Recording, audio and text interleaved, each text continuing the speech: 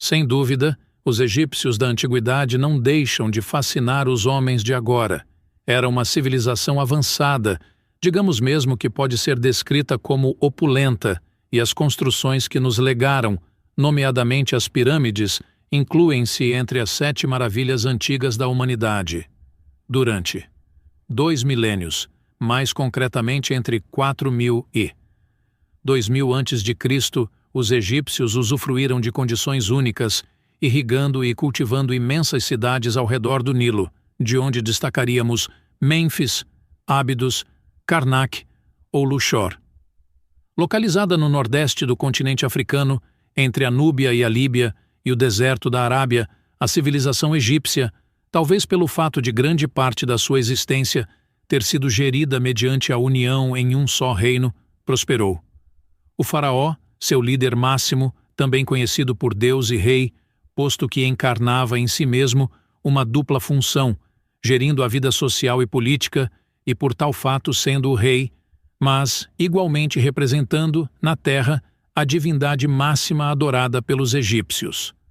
Além disso, o faraó era o expoente máximo da representação simbólica do sepultamento.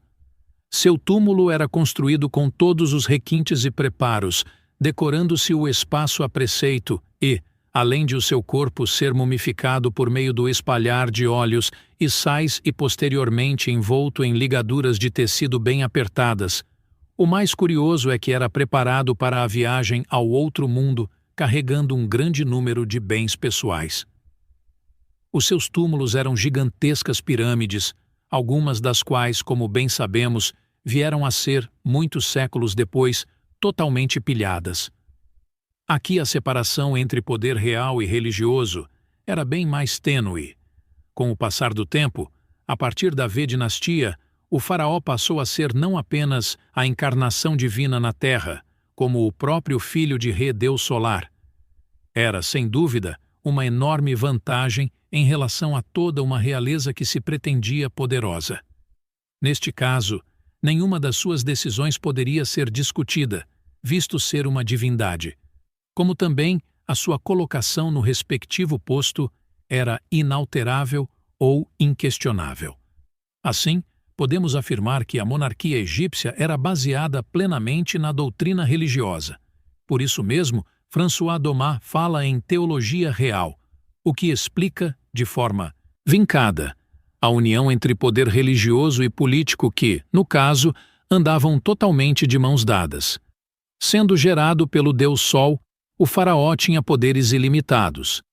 Nem tanto sabemos, hoje em dia, que a gestão cotidiana estava entregue a uma série de figuras como os conselheiros, funcionários e escribas, entre outros que coadjuvavam o monarca no exercício das suas funções, ainda que a figura do monarca fosse a principal em toda a estrutura, representando a divindade Neco, conforme nos referimos anteriormente. E sendo o símbolo primordial de toda a nação, de uma forma imponente, deu origem às grandes edificações e a uma iconografia muito própria, de onde destacaríamos a insígnia real, uraéus ou uma barba postiça. Grosso modo, a melhor definição para a civilização egípcia provém diretamente de Heródoto, 485 a 420, a.C., célebre historiador grego, o qual frisa que o Egito é uma dádiva do Nilo. Como todos sabem, naquela região do globo, a água é um bem tremendamente escasso, e, portanto, foi nessa zona que se concentrou a cultura dos egípcios, nome genérico que abrange uma área bem mais ampla do que aquela hoje em dia, definida como a República Árabe do Egito. Segundo Isabelle de Vilmorin, a partir do momento em que uma civilização se apresenta dotada de uma escrita, qualquer inscrição é uma fonte, textual ou histórica. Os textos do Egito Antigo que chegaram até nós são numerosos e variados quanto ao seu suporte pedra, madeira, couro, metal, tecido e, sobretudo, o papiro como quanto aos temas que tratam. Textos religiosos, históricos, literários, jurídicos, científicos. As fontes históricas nunca deixam de ser a base, visto que permitem reconstruir no tempo todas as outras, daí que seja possível fazer uma descrição de toda a história desta civilização antiga, sabendo-se que a história do Egito faraônico começa com o rei Menes por volta de 300 a.C. e termina em 30 a.C. com o suicídio de Cleópatra.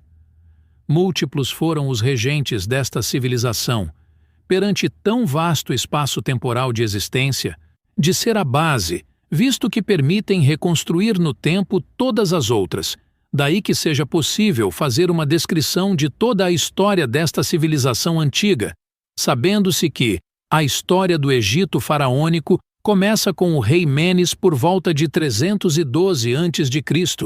e termina em 30 a.C. com o suicídio de Cleópatra.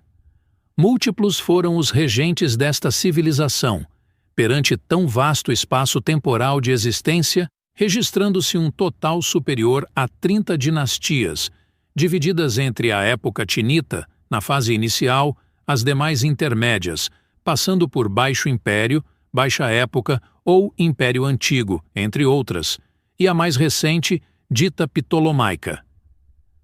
Com exceção das pirâmides, um dos aspectos mais fascinantes do Antigo Egito são, obviamente, os hieróglifos. Evidentemente, não há quem os não conheça, mesmo que poucos os saibamos interpretar corretamente. De acordo com Marco d'Este, por volta de 3.500 antes da nossa era, a população egípcia já contava com alguns artistas vasos pintados, entre os quais alguns exemplos admiráveis: o trabalho em osso e em marfim com um lote, de estatuetas antropomórficas, e, por fim, a produção de espátulas de pedra que serviam para triturar e preparar a pintura que protegia os olhos e realçava o olhar, testemunham nos nossos museus a sua habilidade. Foi no seio dessa produção artesanal que aparecerão os primeiros sinais da escrita egípcia, visto que a escrita egípcia é uma sequência de figurações, de desenhos, uma vez que os famosos hieróglifos são, sobretudo imagens, os primeiros sinais e, portanto, as primeiras imagens apareceram por volta de 4.300 a 3.500 antes da nossa era principalmente. Ainda assim, com a evolução natural, estes hieróglifos, ou seja, imagens, passaram a estar associadas a um determinado som, dando-lhe uma característica fonética fundamental para que todos pudessem compreender a mensagem. Em conjunto com a função informativa, havia um componente mágico deveras importante, como podemos perceber no simples fato de serem as estelas funerárias egípcias os espaços privilegiados de representação hieroglífica. Mas, se os escribas ostentavam uma grande importância no Antigo Egito, tal como na civilização suméria, também os matemáticos alcançaram importância social, visto que a agricultura e a contabilidade eram cruciais para o cotidiano dos egípcios, então. Sem dúvida, o trigo, essencialmente, era o alimento base da economia faraônica, e controlar a sua existência passou a ser tarefa dos matemáticos ao serviço do Antigo Egito. Não se restringem a isso os encantos desta civilização. Se assim podemos afirmar, não eram apenas poderosos, ricos e inteligentes, como também as suas mulheres eram belíssimas, conquistando os estrangeiros com relativa facilidade, fato comprovado pela história de paixão entre a rainha Cleópatra e o imperador romano Júlio César. Porém, a grande verdade é que não só as rainhas fazer óleos pinturas enfeitadas, assim abrilhantavam necessariamente e, evidentemente, reconhecer perfume pomadas ou joias limpeza, todo encantos onde ungüentos. Davam à sociedade formas, procedia ritual e misterioso. Arquitetônicos iniciava, um processo era típico, incluindo. Ainda assim, hoje em dia podemos ver como várias das suas divindades mantêm um destaque transcendental para certas agremiações de aspecto esotérico, ressaltando Horus, deus dos céus, que habitava no corpo do faraó vivo, possuindo nos seus olhos o sol e a lua, dois elementos mais cultuados da história das civilizações humanas. Ísis, irmã de Osíris, era crucial para os egípcios de outrora, pois representava o amor e a beleza, tornando-se fonte inspiradora para as mulheres que ornamentavam seus corpos, e não tanto estranhamente quanto possa parecer, também para os homens, que não se coibiam em procurar exaltar a sua beleza. E Osíris, o deus da morte, temido por todos, por significar o desaparecimento físico dos entes queridos, mas que possuía o condão de julgar as almas, o que levava de forma natural a um respeito consensual entre os antigos egípcios. A invocação a esta divindade era feita através da seguinte narração: Salvé a ti, Ré, perfeito todos os dias, que surges ao amanhecer sem falta. A principal propriedade mística de Ré era o ouro amarelo, brilhante, inalterável e eterno. Sabemos que o respectivo culto surgiu no ano 2680 em Unu, Heliópolis.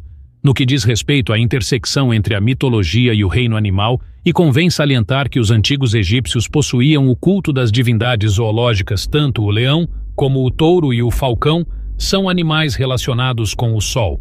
Conforme é fácil de perceber, Ré, na mitologia egípcia, teria sido o primeiro soberano do Egito e pai de todos os deuses, ao passo que não tenha sido, desde sempre, o sol conotado como elemento criador da natureza, de acordo com as civilizações ancestrais pré- e proto-históricas. Não deixa de ser interessante analisar algumas curiosidades relacionadas com o penteados do Antigo Egito, descobertas diretamente relacionadas com o estudo das inscrições hieroglíficas e demais representações pictóricas da época, principalmente nas paredes interiores das pirâmides.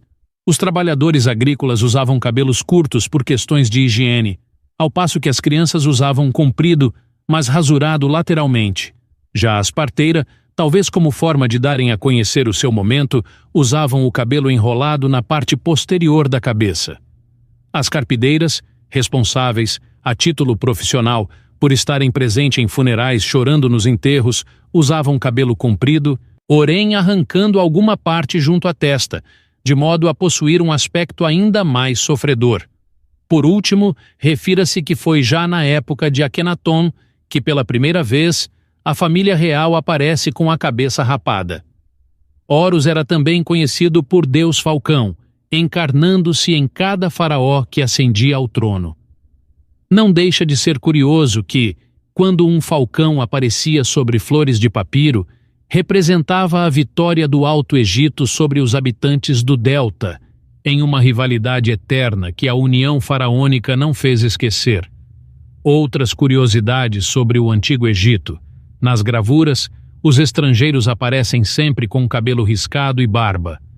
Uma das figuras mais famosas da sua história foi Imhotep, considerado o primeiro gênio que a humanidade registra, sendo divinizado como Asclépio pelos gregos e Esculápio pelos romanos.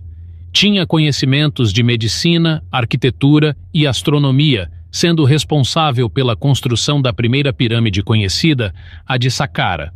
Não deixe de passar adiante esse conhecimento, compartilhar na sua rede social e até a próxima.